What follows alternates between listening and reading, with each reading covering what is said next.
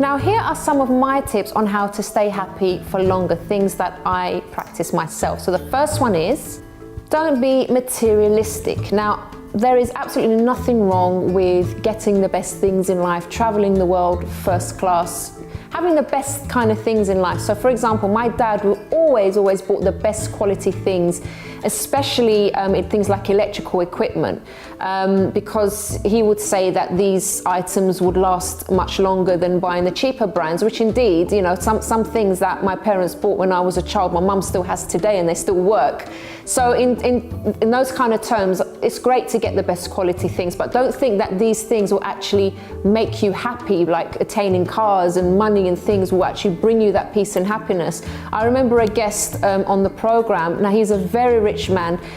He had a great business, but he lost everything.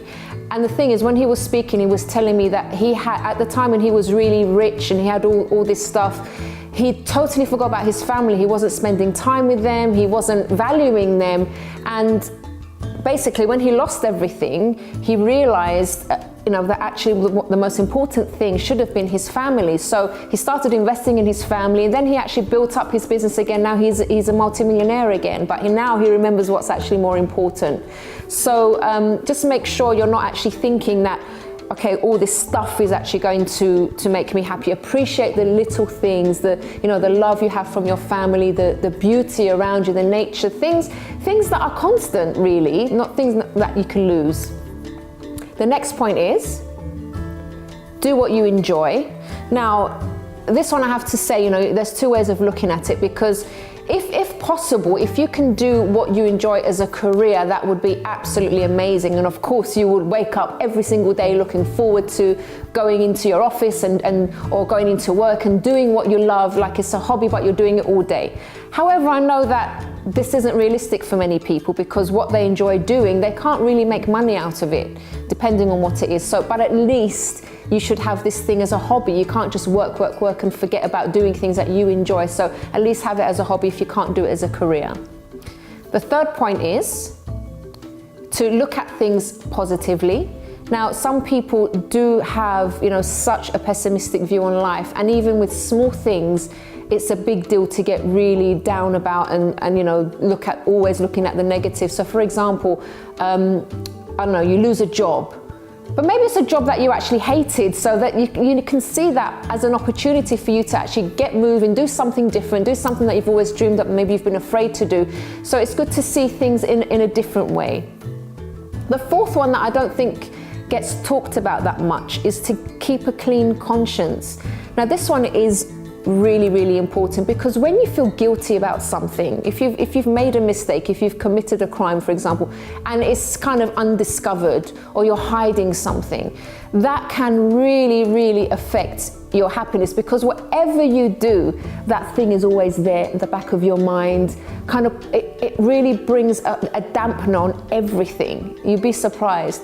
I remember watching a documentary once of I think he was a rapper or something, and he was saying when he was in his I think when he was a teenager, he actually killed someone, and he wasn't found out or anything. He just ran off. I think they got into like a fight, and he didn't mean to kill the guy, but he did. He killed the guy, and he found out on the news afterwards that the guy died, and he basically went on for years with that guilt.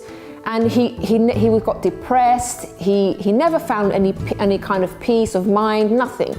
Until one day he couldn't take it anymore, and he turned himself in. This was years later after what happened.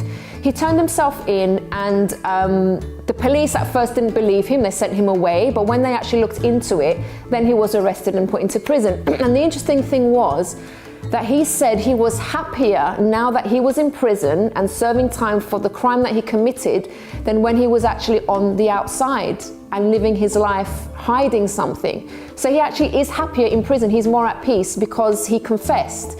So that's something to bear in mind, because if there is something that's bothering you, maybe there's something you've done that you really need to confess to a family member or your partner or something. It eats away at you, and it will eventually actually destroy your relationship. So I think it's better to confess things if something's happened, even if you have to lose something.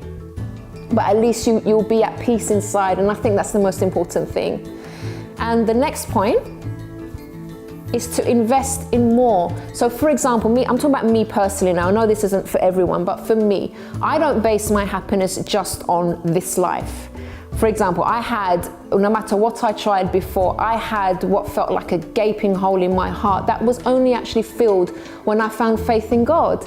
And now I know, for example, that this world isn't it, that afterwards there's something more afterwards, and that it makes me happy because I know, okay, once this world is finished, not it. There's more to look forward to, if you see what I mean. So that hole that I had was filled, and sometimes this can be the case for a lot of people. Like I said, I know not everyone believes in God, not everyone has faith, but there are some people, for example, that if you have a hole that seems like no matter what you do, there's always something missing, there's something that you need more of, and you've tried so many things to fill it, then that could actually be your G spot, but not the normal G spot that you're thinking of, but your God spot.